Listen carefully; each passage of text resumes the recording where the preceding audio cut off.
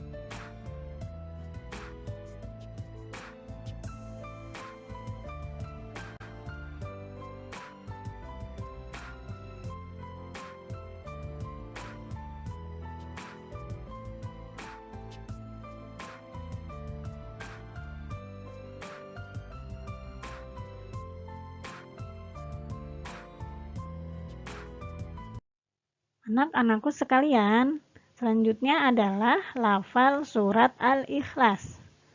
Mari kita membaca surat Al-Ikhlas bersama-sama dengan benar, tartil, dan jelas. A'udzu billahi minasyaitonir rajim. Bismillahirrahmanirrahim. Qul huwallahu ahad. Allahus somad.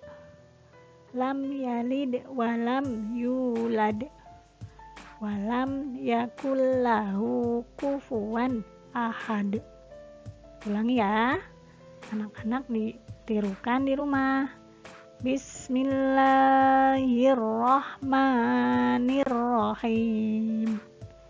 Qul huwallahu ahad.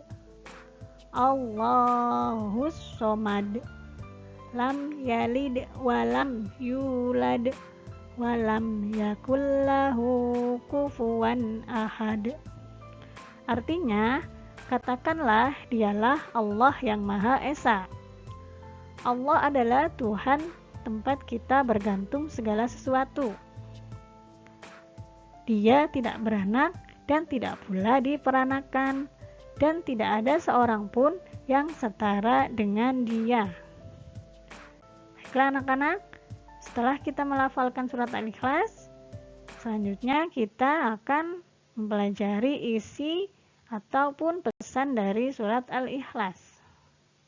Isi kandungan di dalam surat Al-Ikhlas adalah Al-Ikhlas artinya memurnikan keesaan Allah Subhanahu wa Ta'ala. Esa artinya satu atau tunggal. Tidak ada Tuhan selain Allah Subhanahu wa Ta'ala. Baiklah anak-anak, di dunia ini Tuhan kita hanyalah Allah. Allah hanya satu. Kalau Allah dua, bagaimana nanti? Langit, bagaimana bumi, nanti pasti tidak akan seperti ini. Tidak ada Tuhan selain Allah. Allah tidak memiliki anak. Tidak seperti manusia punya anak ya. Allah juga tidak memiliki ayah dan ibu. Kalian punya ayah dan ibu? Pasti punya dong ya. Tetapi Allah tidak. Allah tidak memiliki anak. Allah tidak memiliki ayah maupun ibu. Hanya kepada Allah kita memohon pertolongan. Jika kita menginginkan sesuatu, kita meminta kepada Allah. Anak-anak ingin menjadi anak yang pandai, kita berdoa kepada Allah. Memohon kesembuhan untuk ibu atau ayah yang sakit, kita memohon kepada Allah. Dan tidak ada yang serupa atau setara dengan Allah Subhanahu wa Ta'ala, karena Allah adalah Sang Pencipta makhluknya. Jadi tidak ada satupun yang sama, ya, yang sama atau serupa dengan Allah. Hanya Allah yang patut kita sembah. Kita tidak boleh menyembah kepada selain Allah. Misalnya menyembah patung, menyembah api, ya, menyembah matahari, ya, itu tidak boleh kita lakukan. Karena jika kita menyembah kepada selain Allah, kita termasuk orang syirik, dan nerakalah balasan baginya. Anak-anak pasti nggak mau dong masuk neraka, ya. Nauzubillahi min dzalik.